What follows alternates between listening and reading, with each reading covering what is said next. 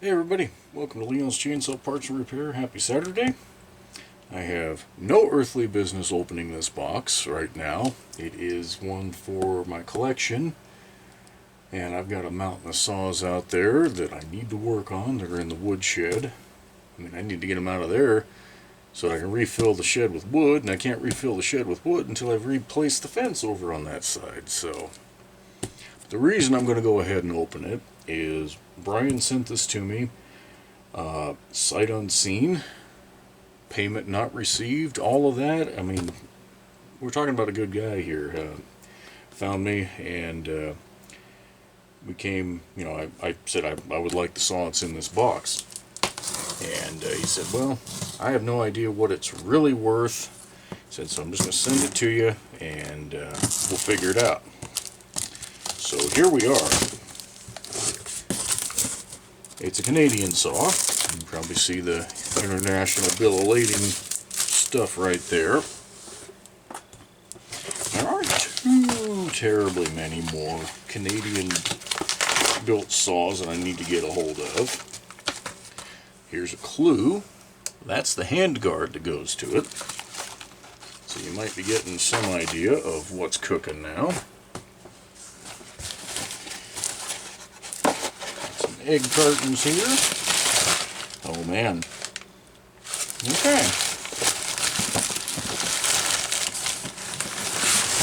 Oh! Lord. Okay. More packing material to do something with. There she is, folks. The super VI-200. I'll get the camera angled down so I don't have to hold everything up. I've got a VI-200. The Super VI-200 had eluded me until now. Wow. It's in pretty damn good shape. Pretty damn good shape indeed. See, this is very readable. The solid state French spelling of transistorized. Solid state, essentially. As this would have been built in the Terry factory, Pointe Claire, Quebec, and it still has the UT tag, 1979 saw. That's kind of cool because that's the year I was hatched. So yeah, pretty cool.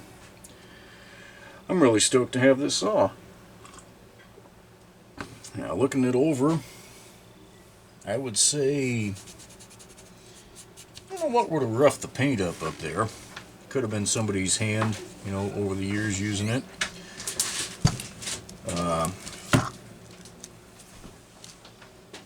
Looks like I'll have to look at the IPL and see if there was supposed to be a screw or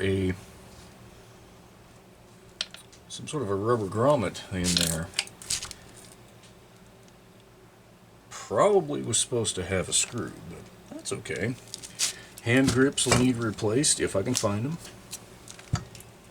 That's okay. You don't see these very often. So you got isolator mounts up here, and then right here for the throttle handle itself. So think about this design. Rather than trying to isolate the entire damn saw, they went for the handle points. Which, I guess that's not really all that different than what they do now.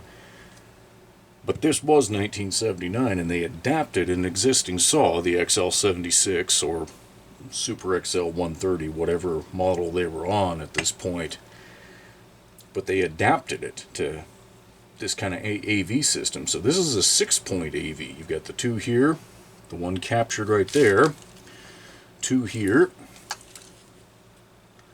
and then this is an AV mount. That's a solid right there, but there's some sort of a rubber piece in here that accounts for the rest of it, and it's actually pretty tight.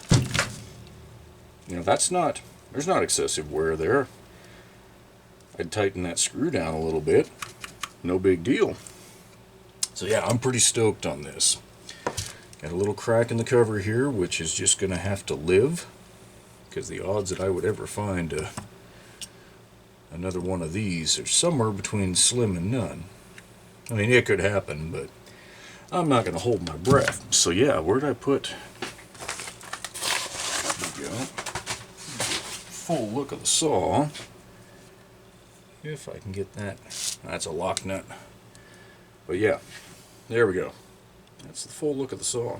So pretty damn cool. Very stoked to have it. Brian, thank you for sending this down.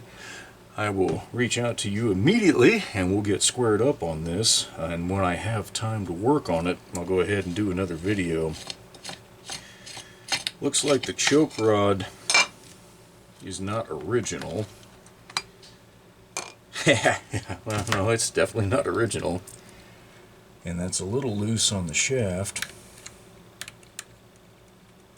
Yeah, somebody's been a little rough on that over the years, but that's okay.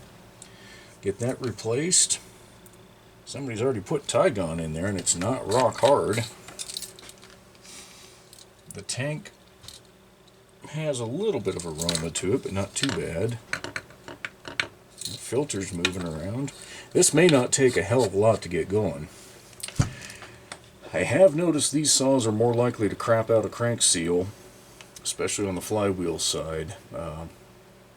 I know they run a little hotter. When we get into this, I'll show the flywheel fins and all of that. They're a smaller flywheel than a Super XL. Not by a huge amount, but every little bit counts. So, anyhow, thank you, Brian, for getting this sent down. And yeah, we'll get squared up. And sometime down the road, I will dig this back out of the woodshed and we will get it running.